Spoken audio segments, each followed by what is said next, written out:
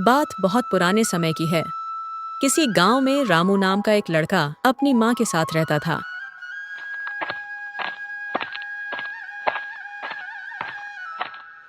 जब रामू 5 साल का था तो उसके पिता का देहांत हो गया। रामू के पिता किसान थे और उनके पास थोड़ी बहुत खेतीबाड़ी थी, जो रामू के पिता की बीमारी के समय रामू की माँ ने गांव के जमींदार के पास गिरवी रख दी थी। रुपया का रुपया लग गया और रामू के पिता भी न बच पाए। थोड़ी बहुत जो जमीन थी वह भी उनके हाथ से निकल गई। अब रामू की माँ रामू को पालने के लिए लोगों के घरों में बर्तन धोती थी। रामू जब थोड़ा बड़ा हुआ तो अपनी माँ को इस तरह लोगों के घरों में काम करते देखकर उसे बिल्कुल भी अच्छा नहीं लगता था। समय बीतता गया। एक दिन रामू ने अपनी माँ से कहा, माँ, अब तू लोगों के घरों में बर्तन नहीं धुलेगी। मैं जमींदार के घर नौकरी कर लूंगा, पर तुझे लोगों के घरों में काम नहीं करने दूंगा। रामू की माँ तो अपने बेटे के मुंह से ऐसे वचन सुनकर गदगद हो गई। रामू का नाम तो उसकी माँ ने कुछ और रखा था, पर उसके भोले स्वभाव के कारण सभी लोग उसे रामू ही कहने लगे। अब रामू उसी जमींदार के पास काम करने लगा जिसके पास उनकी जमीन गिरवी रखी हुई थी। रामू जी तोड़ मेहनत करता था और थोड़ा बहुत जो भी जमींदार के यहाँ से मिलता, उसी में दोनों माँ बेटे की गुजर बसर होती थी। एक बार भगवान की करनी कुछ ऐसी हुई कि उस नगर के राजा ने सभी किसानों को थोड़ी थोड़ी जमीन दान में दी। अब रामू के हिस्से में भी एक खेत आ गया। रामू जमीन मिलने के बाद बहुत खुश हुआ। उसने अपनी माँ से कहा, माँ, अब हम किसी की गुलामी नहीं करेंगे, अपना उगाएंगे और अपना खाएंगे। माँ भी रामू की बात सुनकर बहुत खुश हुई, पर थोड़ी देर बाद ही चिंता में डूब गई। रामू ने जब अपनी माँ को चिंताग्रस्त देखा तो पूछा, क्या हुआ माँ, तू एकदम चुप क्यों हो गई? बेटा, तू खेती तो करेगा, पर तुझे तो यह भी नहीं पता कि खेती कैसे की जाती है। जब तू छोटा था तो तेरे पिता का देहांत हो गया और जब तू बड़ा हुआ तो जमींदार के घर नौकर बनकर रह गया। तूने कभी खेती होते देखी ही नहीं है। और बेटा, न तेरे पास हल बैल है जिससे तू अपने खेतों की जुताई कर सके। रामू थोड़ी देर सोच में पड़ा रहा, फिर बोला, अरे माँ, मैंने जमींदार के घर इतने दिनों तक काम किया है। क्या उसे इतनी भी शर्म नहीं आएगी कि वह मुझे हल और बैल दे दे? मैं कल ही जमींदार के घर जाऊंगा और 2 दिन के लिए उसका हल बैल मांग कर ले आऊंगा। देखना, वह मुझे मना नहीं कर पाएगा। माँ भी चुप हो गई। रामू अगले दिन जमींदार के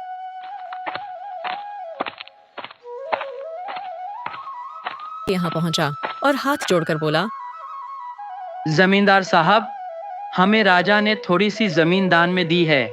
अब मैं चाहता हूं कि मैं भी अपने पिता की तरह खेतीबाड़ी करूं, क्योंकि मैं एक किसान का बेटा हूं और मुझे खेतीबाड़ी ही सुहाएगी। इसलिए मैं आपके पास आया हूं, क्योंकि मेरे पास हल बैल नहीं है। आप मुझे 2 दिन के लिए अपने हल बैल दे दो। जमींदार ने सोचा, अगर रामू अपने खेतों में अपना उगाएगा और अपना खाएगा तो मेरे यहाँ नौकरी करने नहीं आएगा। मेरे घर का काम कैसे चलेगा? यह भोला भाला लड़का 10 लोगों का काम अकेले ही कर लेता है। अगर ये हाथ से निकल गया तो मेरा बड़ा नुकसान हो जाएगा। जमींदार मन में कुछ सोचने लगा और थोड़ी देर बाद रामू से बोला, रामू, मैं तुम्हारे लिए बहुत खुश हूं कि अब तुम अपना उगाओगे और अपना खाओगे। मेरी गुलामी भी तुम्हें अब नहीं करनी पड़ेगी। रही हल बैल की बात, तो तू सबसे अच्छे बैल ले जा। तुझे किसने मना किया है? पर तू 2 दिन बाद मेरे हल बैल लौटा देना। इससे ज्यादा दिन के लिए मैं तुझे अपने हल बैल नहीं दे पाऊंगा, क्योंकि हमें भी तो अपने खेत में बीज बोना है ना। उससे पहले खेतों में जुताई भी करनी होगी। इतना कहकर उसने अपनी पत्नी को आवाज लगाई और कहा, अरे भाग्यवान, सुनती हो क्या? खेतों में मूंगफली बोनी है कल, तो क्या तुमने मूंगफली भुनवा ली और कपड़ों की थैली बनवा ली क्या? यह सुनकर रामू का दिमाग घूमने लगा। उसने सोचा, तो अच्छा, मूंगफली भूनकर उगाई जाती हैं और वह भी कपड़े की थैली में बंद करके। अब रामू ने अपने मन में सोच लिया कि वह भी अपने खेतों में मूंगफली ही बोएगा और वह भी जमींदार के बताए अनुसार भूनकर कपड़े की थैली में बांधकर। यह सोचता हुआ रामू हल बैल लेकर अपने घर की तरफ चल पड़ा। उसने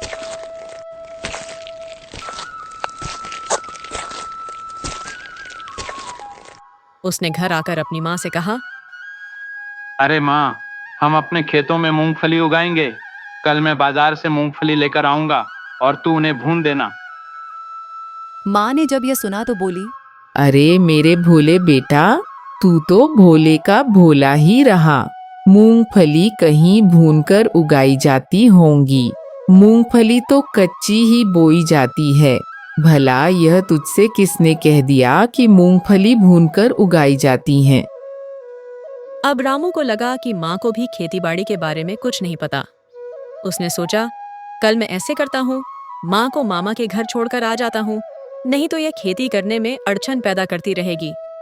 पता तो माँ को कुछ है नहीं, बात बात पर टोकती रहेगी।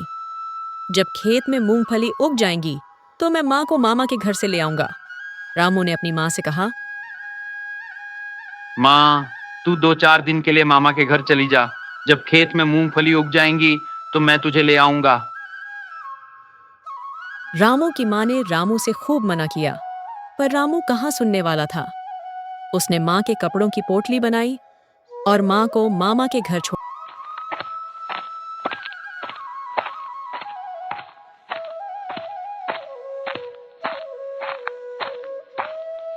छोड़कर आ गया। आते वक्त वह बाजार से मूंगफली भी खरीद कर ले आया।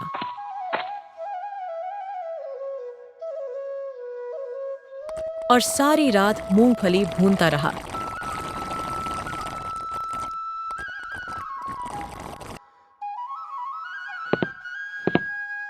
सवेरे उठकर रामू दर्जी से कपड़ों की थैली बनवाकर ले आया। उसके बाद रामू हलबैल और मूंगफली लेकर खेत पर जा पहुंचा।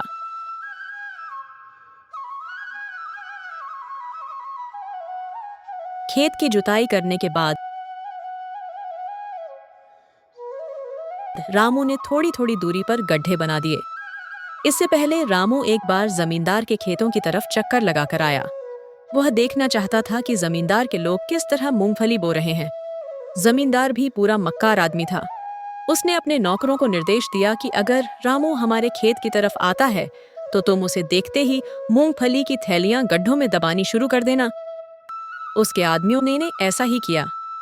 रामू को पूरा विश्वास हो गया कि मूंगफली तो इसी तरह उगाई जाती हैं। सो रामू ने भी थोड़ी थोड़ी दूरी पर गड्ढे करके मूंगफली से भरी थैलियां गड्ढों में दबा दी और निश्चिंत होकर अपने घर आ गया। इधर जमींदार सुबह सुबह सबके उठने से पहले रामू के खेतों में जाता और 1-2 मूंगफली की पोटली निकालकर खूब मूंगफली खाता। रामू रोज अपने खेतों में जाता और देखता कि मूंगफली उगी या नहीं। अब मूंगफली उगने लायक होती तो उगती। रामू बहुत निराश हुआ। सौभाग्य से उन मूंगफलियों में एक दाना बिना भुना रह गया था, सो वही मूंगफली का दाना उग गया। जैसे ही रामू ने अपने खेत में मूंगफली का एक छोटा सा पौधा देखा तो खुशी के मारे उछल गया। आहा, एक ही सही, पर मेरे खेत में मूंगफली तो उगी। अब मैं इसकी खूब जी जान से सेवा करूंगा, तो देखना यह एक ही मूंगफली का पेड़ दम भर मूंगफली मुझे देगा। अब तो रामू अपनी माँ को भी मामा के घर से लिवा कर ले आया और माँ को भी खुश होकर बताया, माँ, मूंगफली की फसल खेतों में लहरा रही है।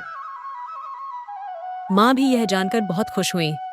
उसने रामू से कहा, रामू, मैं भी एक बार खेत पर जाना चाहती हूँ। पर रामू ने मना कर दिया। ना माँ, तू खेत पर नहीं जाएगी, तेरे पैर दुख जाएंगे। अब तो तू बस घर में बैठकर आराम कर। इधर अच्छी देखभाल के कारण वह मूंगफली का पौधा धीरे धीरे बड़ा हो रहा था। अब तो उस पर मूंगफली की फलियां भी आने लगी थीं। रामू को अब एक चिंता सताती रहती कि कोई पशु पक्षी आकर मेरी इन मूंगफलियों को न खा जाए। इसलिए रामू ने खेत पर ही एक मचान बना लिया और उसमें एक चारपाई डालकर रात दिन वहीं खेत पर रहने लगा। जब उसे भूख लगती तो वह आकर गांव से खाना ले जाता और वहीं बैठकर खाता। एक बार क्या हुआ कि एक साधु वहां से घूमते हुए गुजरे तो उन्होंने रामू से पानी मांगा। रामू ने साधु बाबा को बड़े आदर के साथ अपनी चारपाई पर बिठाया और जो भी रूखा सूखा रामू के पास था, साधु को उसने खाने के लिए दिया और पानी भी दिया। साधु बाबा उसके इस आदर भाव से बहुत खुश हुए। उन्होंने रामू से पूछा, बेटा, तुम्हारा नाम क्या है और तुम यहाँ इस खाली खेत में क्या कर रहे हो? यह सुनते ही रामू गुस्से में भर गया और साधु बाबा से बोला, क्षमा करें साधु बाबा, पर आप मेरे मूंगफली के खेत को खाली न बोलें। साधु बाबा ने आश्चर्य से पूरे खेत की तरफ देखा तो उन्हें एक मूंगफली का पौधा दिखाई दिया।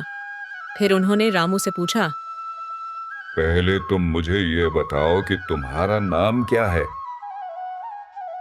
रामू ने गर्दन नीची करते हुए कहा, मेरा नाम रामू है। साधु बाबा हंसने लगे। अच्छा, तो तुम नाम ही नहीं स्वभाव के भी भोले हो, तभी तो एक मूंगफली के पौधे के पीछे रात दिन परेशान हो रहे हो। साधु बाबा ने फिर पूछा, अच्छा रामू, यह बताओ कि यह मूंगफली अपने आप उगी है या तुमने उगाई है? फिर रामू ने शुरू से आखिर तक की सारी बात उन्हें बता दी। कैसे जमींदार के यहाँ पर उसने सुना था कि मूंगफलियों को भूनकर और कपड़े की थैली में बंद करके जमीन में दबाने से मूंगफली उगती है। ये सब सुनकर साधु बाबा मंद मंद मुस्काए और अपने मन ही मन में बोले, अरे भोले भाले बालक, तुझे तो उस कपटी जमींदार ने छल लिया है। पर फिर भी उन्होंने गंभीर होते हुए रामू से कहा, रामू, मैं तेरे सेवा भाव से बहुत प्रसन्न हुआ हूं। तू जो मांगना चाहे सो मांग ले। कुछ सोचता हुआ रामू बोला, बाबा, एक तो मेरी समस्या ये है कि कभी कभी मेरी आंख लग जाती है।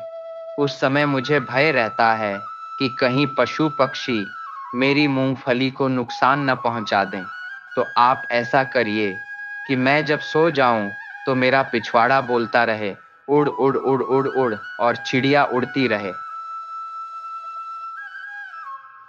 यह सुनकर साधु बाबा जोर जोर से हंसने लगे, पर उन्होंने अपनी हंसी पर काबू पाते हुए कहा, अच्छा रामू, दूसरी क्या समस्या है वह भी बताओ। बाबा, मैंने अपनी माँ को वचन दिया है कि मैं अपने खेत से 10 मन मूंगफली उगाकर दिखाऊंगा, पर मेरे खेत में तो एक ही मूंगफली का पौधा उगा है।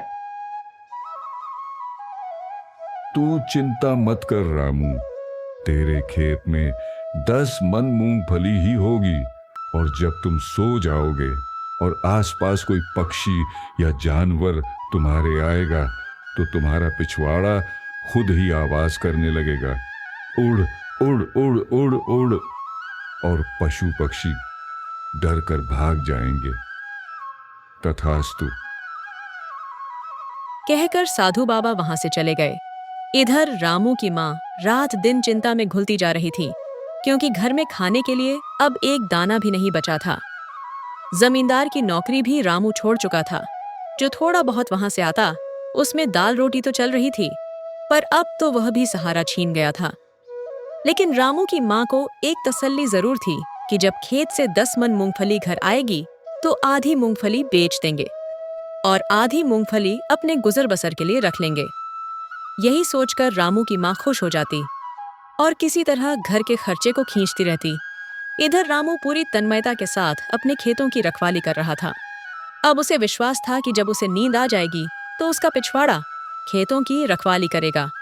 एक दिन रामू रात को अपनी चारपाई पर बैठा था कि उसने देखा कि 4 चोर उस खेत के पास से होकर गुजर रहे हैं। रामू ने वहीं बैठे बैठे जोर से आवाज लगाई, खबरदार, अगर मेरे खेत में पैर रखा तो मेरी मूंगफली की फसल बर्बाद हो जाएगी।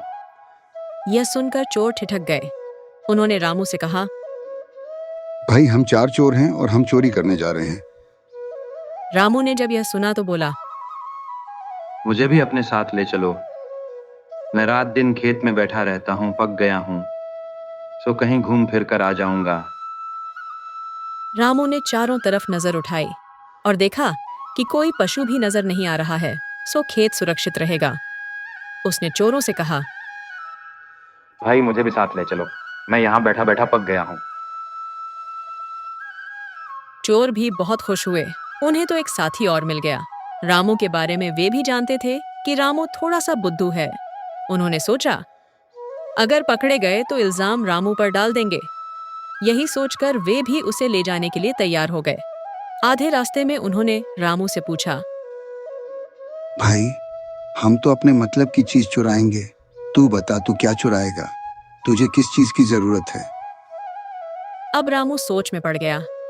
थोड़ी देर बाद रामू बोला, साथियों, आप लोग यहीं रुको, मैं अपनी माँ से पूछ कर आता हूँ कि उसे किस चीज की जरूरत है। सारे चोर बड़े हैरान हुए, बोले, यह क्या रामू? पर रामू तो नहीं रुका। रामू, अगर तुम यहाँ से गए तो देख लेना, मैं कोतवाल से शिकायत कर दूंगा।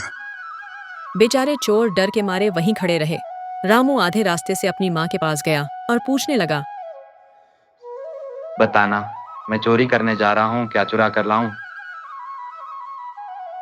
नहीं बेटा, चोरी करना तो बहुत गलत बात होती है, तू चोरी मत करना। पर जब रामू जिद करने लगा तो माँ ने कहा, अच्छा बेटा, अपने मतलब की ही चीज लाना, फालतू का सोना चांदी किसी का मत चुराना। हमें कुठले की जरूरत है, क्योंकि खेत से 10 मन मूंगफली जब होगी तो उसे किस में भरेंगे, इसलिए तू कोई कुठला चुरा लाना। यह सुनकर रामू चोरों के पास पहुंचा। फिर पांचों चोरी करने के लिए एक धनी व्यक्ति के घर में घुस गए।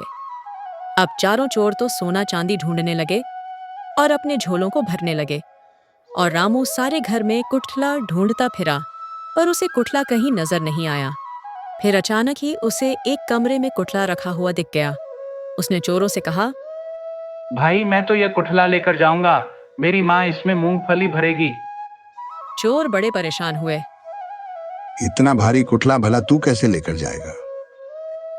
भाइयों, जरा हाथ लगवाकर इसे सिर पर रखवा देना, बाकी मैं संभाल लूंगा। चोर भी बेचारे क्या करते। उन्होंने कुठला उठवाकर रामू के सिर पर रखवा दिया। फिर चोरी करके जैसे ही वे उस घर से निकले, दरवाजे के पास ही एक भैंस बंधी हुई थी। जैसे ही रामू की नजर भैंस पर पड़ी तो उसका पिछवाड़ा खुद ब खुद बोलने लगा। उड़ उड़ उड़ उड़ उड़। चोरों ने जब ये आवाज सुनी तो रामू को डपट कर धीरे से बोले, अरे रामू, ये तू क्या कर रहा है? चुप हो जा, नहीं तो घर वाले अगर उठ गए तो हमारी खैर नहीं। भाई इस पर मेरा कोई जोर नहीं है, मैं कुछ नहीं बोल रहा, यह तो मेरा पिछवाड़ा बोल रहा है। चोर उसे चुप करते रहे, पर रामू का पिछवाड़ा उड़ की आवाजें लगाता रहा। आवाज सुनकर सारे घर वाले उठ गए। उन्होंने देखा कि चोर कुठला चुराकर भाग रहे हैं। सारे घर वाले जोर जोर से चीखने चिल्लाने लगे, चोर चोर चोर चोर चोर। अब तो गांव वाले भी जाग गए और सब लोग चोरों के पीछे भाग लिए। चोरों ने रामू से झल्लाते हुए कहा, अरे रामू, मरवाएगा क्या? अब थोड़ा तेज दौड़ ले। थोड़ी देर बाद ही रामू की वह आवाज बंद हो गई और रामू तेज तेज दौड़ने लगा। गांव से बाहर निकलते ही उन्हें एक जंगल नजर आया, सो वे सभी उस जंगल में घुस गए। गांव वालों से बचने के लिए वे एक घने पेड़ पर चढ़ना शुरू कर दिए।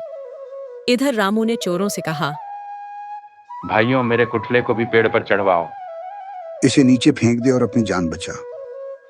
नहीं भाइयों, मैं चाहे पकड़ा जाऊं पर मेरा कुठला न पकड़ा जाए, इसमें मेरी माँ मूंगफली भरेगी। चोर बेचारे क्या करते। उन्होंने हाथ का सहारा देकर कुठला और रामू ऊपर चढ़ा लिया।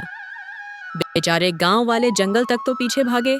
फिर उन्होंने सोचा, चोरी भी क्या हुआ है, एक कुठला ही तो चोरी हुआ है, कोई जरूरतमंद होगा सो ले गया।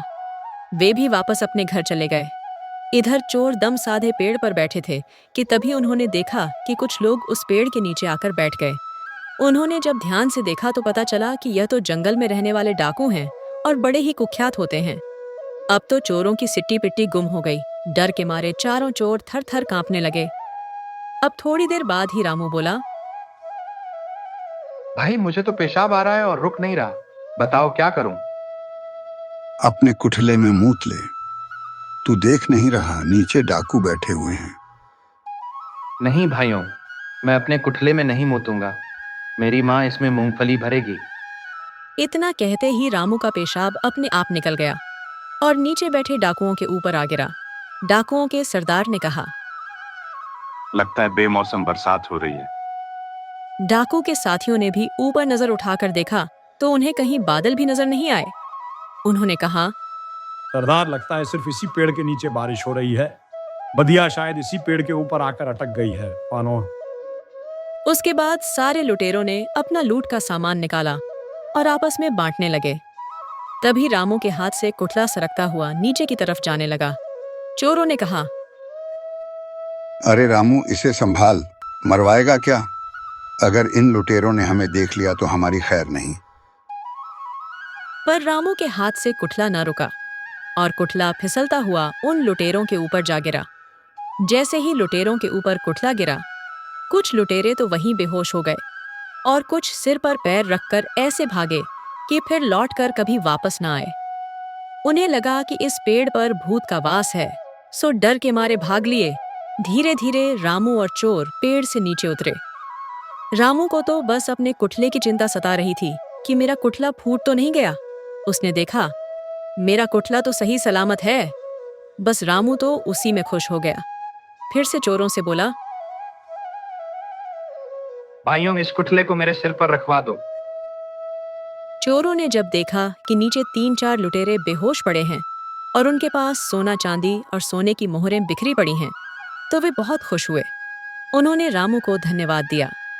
रामू, तुम्हारी वजह से आज हमें इतना बड़ा खजाना हाथ लग गया है। उन्होंने कुछ मोहरें रामू को देने की कोशिश की, पर रामू ने मना कर दिया। नहीं भाइयों, मुझे तो कुठले की जरूरत थी। बस यह कुठला मेरे सिर पर रखवा दो। मेरी माँ इसमें मूंगफली भरेगी। चोरों ने कुठला रामू के सिर पर रखवा दिया और उसे धन्यवाद देते हुए अपने रास्ते चले गए। रामू भी अपने घर की तरफ निकल गया। सुबह होते होते ही रामू अपने घर जा पहुंचा। माँ ने जब रामू के सिर पर कुठला देखा तो बहुत खुश हुई। एक समस्या थी, वह भी हल हो गई। रामू कुठला रखकर खेत पर जा पहुंचा तो क्या देखता है, एक ही पौधे पर इतनी सारी मूंगफली की फलियां लगी हुई हैं कि सब लोग देखकर हैरान हो रहे थे कि एक पेड़ पर भला इतनी फलियां कैसे लग सकती हैं। आसपास के किसान भी वहां खड़े हुए थे। रामू ने सबको हटाते हुए कहा, हटो, नजर मत लगाना मेरे खेत को। बेचारे सब परेशान कि हम तो इतनी मेहनत कर रहे हैं, तब हमारे खेतों में इतनी फलियां नहीं लगीं और रामू के एक ही पौधे पर इतनी मूंगफली लगी हैं। पर लगती भी क्यों नहीं, क्योंकि यह साधु बाबा का आशीर्वाद था। रामू के खेत में 10 मन मूंगफली हुई। कुछ उसने बाजार में बेच दी और कुछ उसने अपने कुठले में भर ली। इस तरह से रामू के दिन बड़े अच्छे गुजरने लगे। अब रामू भोला नहीं रहा था, अब उसे खेती के बारे में संपूर्ण ज्ञान हो चुका था। रामू ने अपने खेतों में खूब मेहनत की और अपार धन इकट्ठा कर लिया। माँ बेटे बड़े चैन से अपनी जिंदगी गुजारने लगे। अगर आपको यह कहानी पसंद आई तो ऐसे ही और भी दिलचस्प कहानियों के लिए हमारे चैनल को सब्सक्राइब करें।